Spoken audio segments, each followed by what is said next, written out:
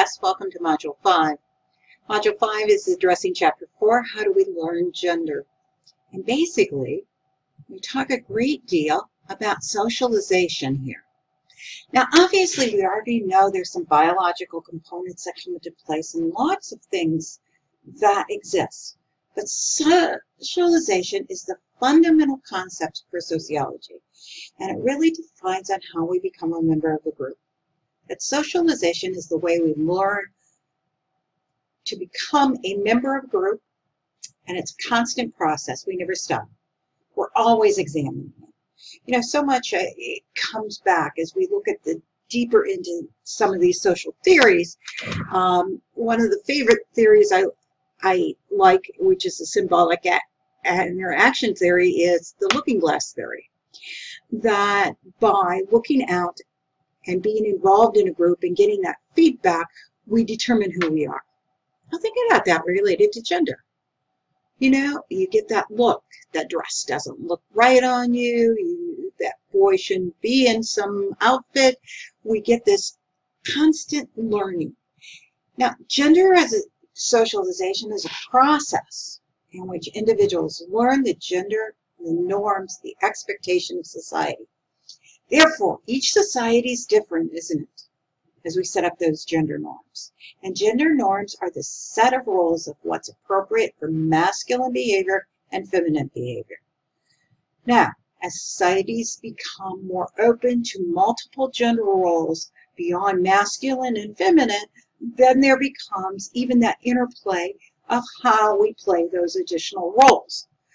So, even though our text isn't going into a great deal of those right now, think about the ways we learn to express who we are in this gender context.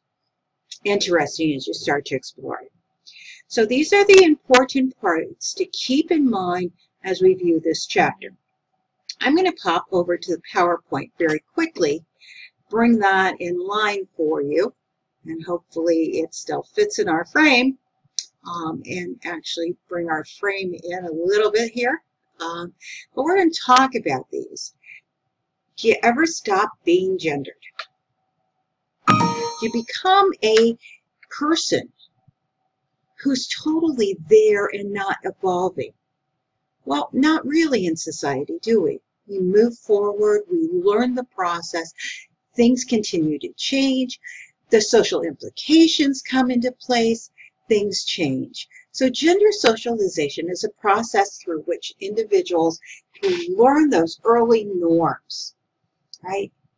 How to behave, how to dress, how to sit, how to smile, what rules are appropriate, where we go with it. And it's really significant based on what our sex is assigned at birth. This particular chapter talks about intersex children, who are individuals for various reasons that don't fit that category. And I've got to admit, until I taught this course for the first time 2 years ago, I did not know a great deal about intersex children. I knew that there were hermaphrodites and things occurred, but I don't think we really talked about it. I think it was a issue that hadn't come to my form of study, but it's important that we look intensely at this particular situation and what happens. Now, the statistics are very interesting. Our book says 1 in 100 children, and the movie I'm going to have you watch says 1 in 50 children are affected by this. This makes this a very important issue to explore. With that said, I'm popping back over here and asking you at this point in this video to break, to stop it, and jump into Me, My Sex, and I. This is a movie that was made within the last 2 years in the UK, and it covers the theories and the whole review of intersex at a much deeper level and gives you a great deal of information as you start to explore. So with that said, I would ask you to turn off this PowerPoint review video, and consider moving over to the intersex child. Now,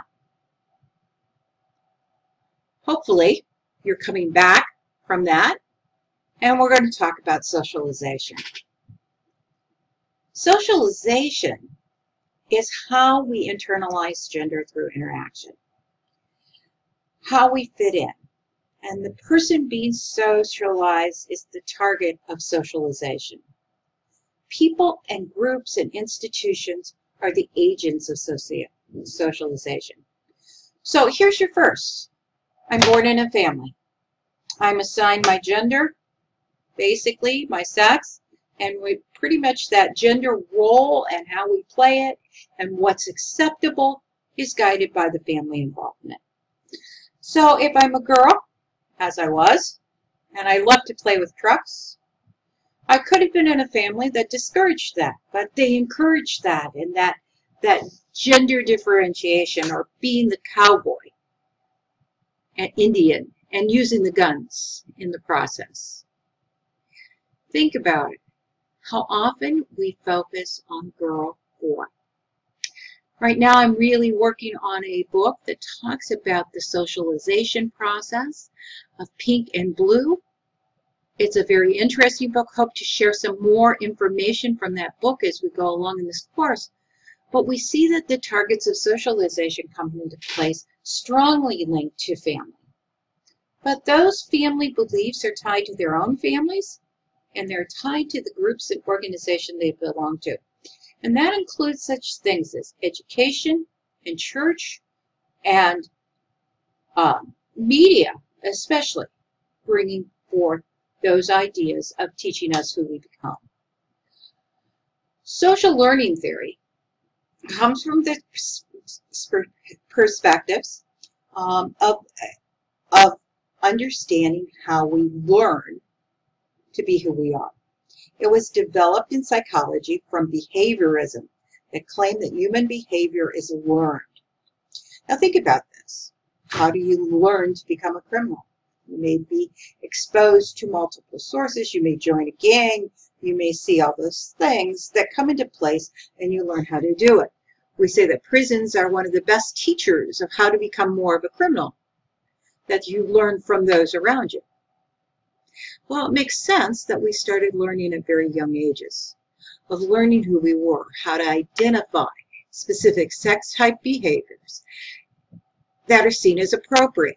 Boys don't cry, girls can cry, and it's acceptable. We can, who tells on who, where's the reinforcement. Even the toys we play for guide us constantly as we start looking at that we're brought into these, and we foster selective rewards. Boys can be disruptive in the classroom, girls have to behave.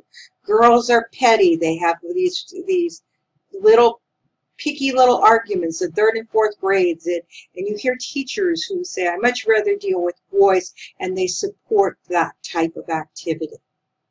We learn it in the process, and that learning can continue, and we tend to imitate, and it makes children very passive recipients of culture, that they're not actively engaged in it, that it's forced on them. Well, it has valid points, doesn't it? Social learning theory. Valid points.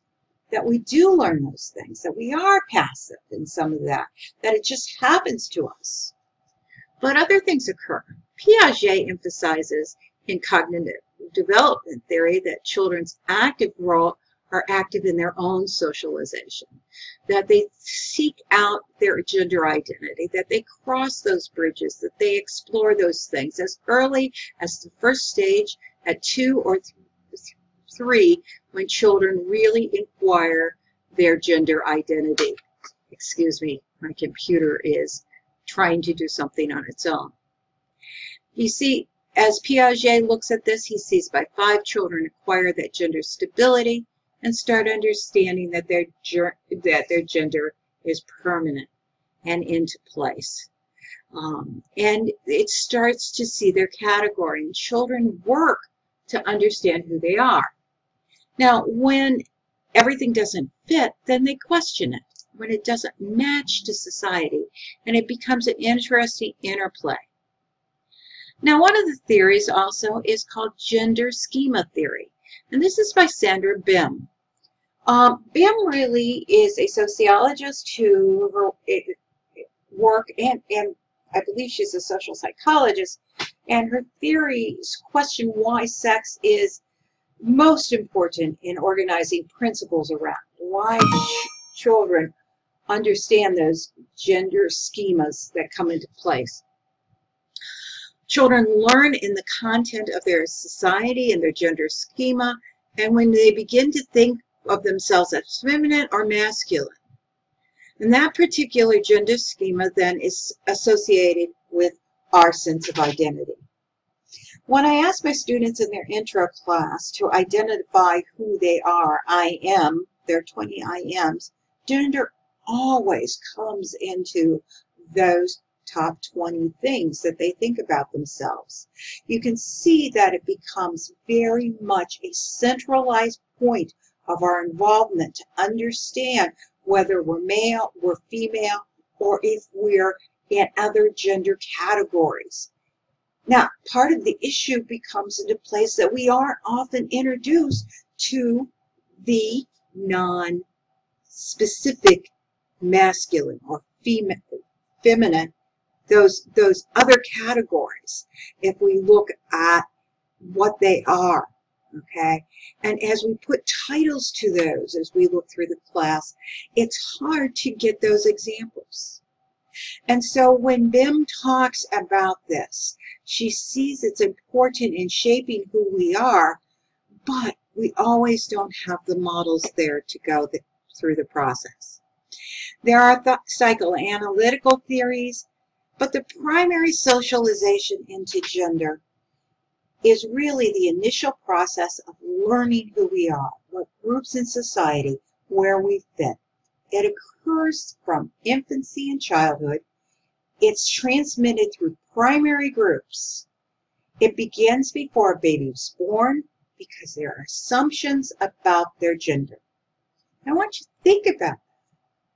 We've just watched a complete video about babies born with both sexes.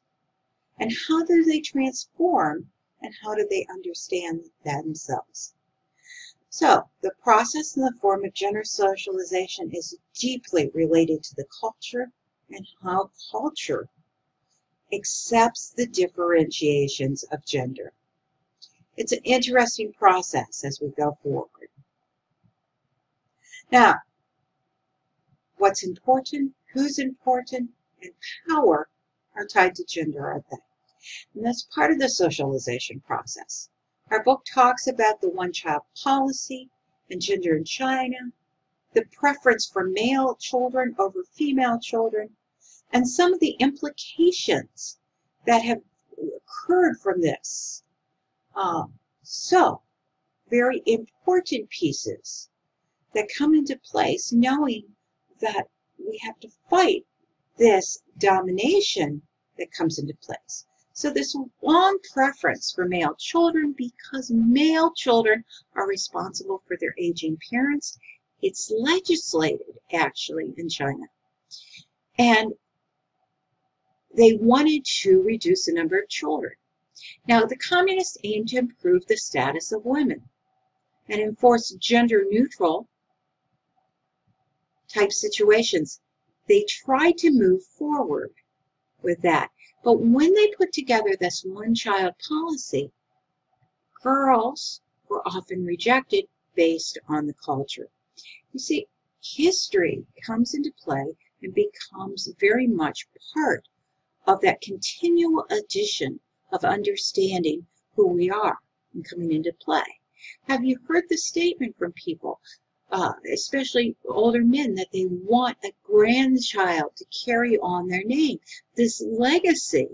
And yet today, in this changing society, there are significant changes that are in place that not all women take on their husband's name, and in many ways. Okay? Secondary socialization can occur, can't they, from larger groups. Agents of socialization include the stories of women, of how they were showed their continual gender messages, and by learning the norms of a new nation. Think of those that have relocated from Middle Eastern countries, facing different gender acceptances as they come to this country, both male and female, facing the interplay of roles and the change of what is gender behavior. Gender and aging, an important piece to consider here too.